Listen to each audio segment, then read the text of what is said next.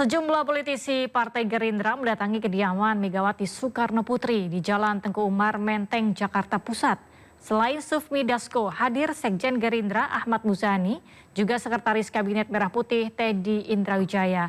Namun yang menarik, terekam sebuah mobil maung putih yang biasa ditumpangi oleh Presiden Prabowo disertai pengawalan Pas Pampres.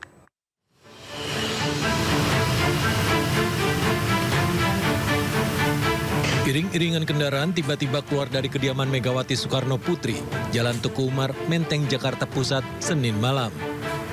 Satu yang mengejutkan, tampak sebuah mobil maung berwarna putih seperti yang biasa dipakai Presiden Prabowo Subianto, lengkap dengan pengawalan mobil Pas Pampres.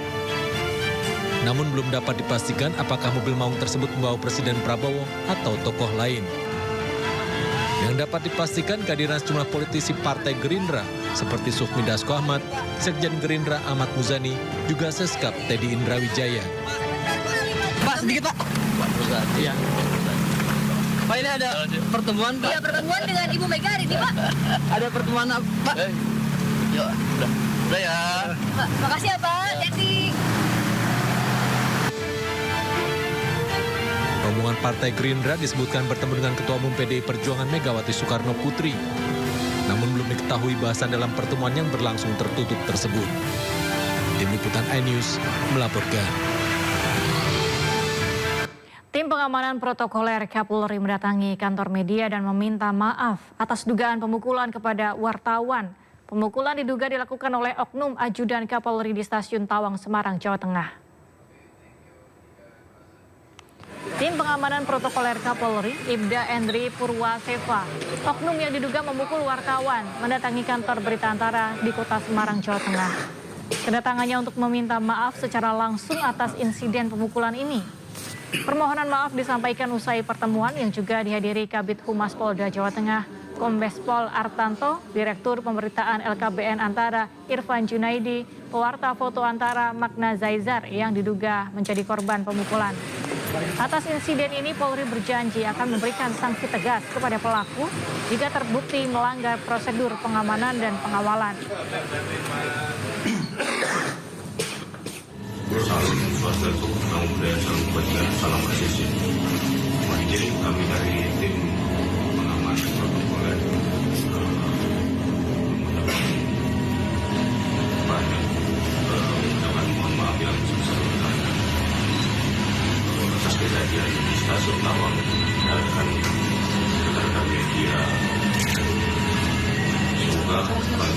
Semoga ke depannya atas kejadian ini kita menjadi humas profesional. Kami dari Polda Jawa Tengah mewakili institusi Polri menyesalkan atas insiden ini yang seharusnya tidak perlu terjadi dan bisa dihindari.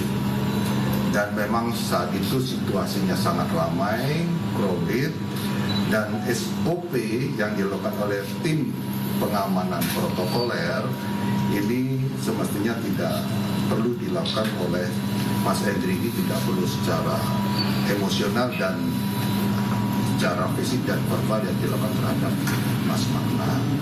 Kita dari kepolisian akan menyelidiki insiden ini dan apabila ditemukan pelanggaran, kami tidak akan memberikan sanksi secara tegas sesuai dengan aturan. Gubernur Jawa Barat Deddy Mulyadi menyindir Bupati Indramayu Luki Hakim yang tengah berlibur di Jepang. Sindiran tersebut disampaikan Deddy Mulyadi di akun media sosial.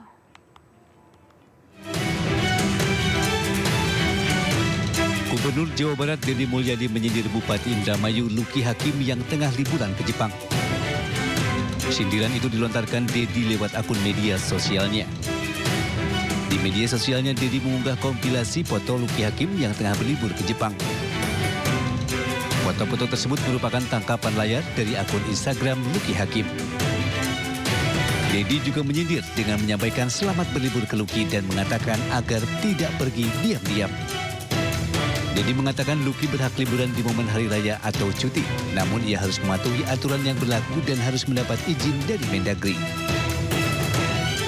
Untuk gubernur, bupati, wali kota, wakil gubernur, wakil bupati, wakil wali kota, kalau melakukan perjalanan ke luar negeri harus mendapat izin dari Mendagri, suratnya diajukan melalui Gubernur Jawa Barat. Jadi memang ada aturannya, dan kalau melanggar ya memang sanksinya agak berat ya, yaitu diberhentikan selama 3 bulan. Setelah itu nanti menjabat kembali.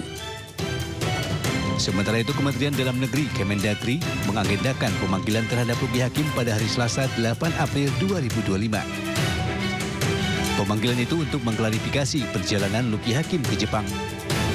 Sanksi untuk pemimpin daerah yang melanggar aturan ini ada di Undang-Undang Pemerintahan Daerah. Apabila terbukti melanggar aturan, maka akan dikenakan sanksi penghentian sementara dari jabatan kepala daerah selama 3 bulan. Kementerian Dalam Negeri menanti penjelasan Bupati Indramayu Luki Hakim terkait kepergiannya ke luar negeri tanpa izin.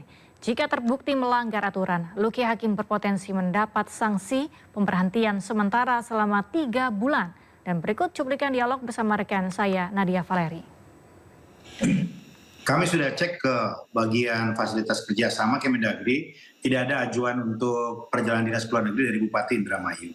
Padahal semestinya kepala daerah itu mengajukan permohonan izin, walaupun dalam masa-masa liburan, dengan alasan apapun, semua kepala daerah tanpa terkecuali wajib mengajukan permohonan izin. Biasanya dilakukan izinnya 1 bulan sebelum perjalanan ke luar negeri. Baik, tapi untuk perizinan ini apakah biasanya akan langsung diizinkan atau ada urgensi tertentu untuk bisa diizinkan pergi ke luar negeri selama periode libur panjang ini, Mas Bima? Ya, tentu ada pertimbangan untuk memberikan izin atau tidak, begitu ya. Urgensinya seperti apa? Biasanya yang diizinkan itu kalau untuk berobat, untuk pendidikan, gitu ya, untuk hal-hal yang darurat itu bisa. Ya, tetapi tentu kalau hanya berlibur akan ada pertimbangan lain, apalagi di masa-masa yang kami minta sebetulnya seluruh kepala daerah untuk mengawasi pelaksanaan mudik dan rangkaian tahapan-tahapan dari hari raya. Apalagi di beberapa daerah yang memang dikenal, identifikasi sebagai jalur lintasan mudik. Baik, tapi dari Kementerian Dalam Negeri sejauh ini apakah sudah berkomunikasi dengan Luki Hakim terkait alasan kepergiannya? Iya, Pak Bupati sudah menghubungi kami melalui WA, dan dari situ kami menangkap kesan bahwa Pak Bupati ini belum paham tentang aturan yang ada, karena walaupun beliau sempat menjadi wakil bupati ya, tetapi mungkin belum memahami sepenuhnya, walaupun di acara retret itu Pak Menteri Dalam Negeri menjelaskan secara detail panjang lebar hal-hal yang tidak boleh dilakukan oleh kepala daerah dan hal-hal yang menjadi kewajiban kepala daerah, berikut sanksi-sanksinya. Itu sudah dijelaskan, yang mungkin terlewat oleh beliau ketika di retret.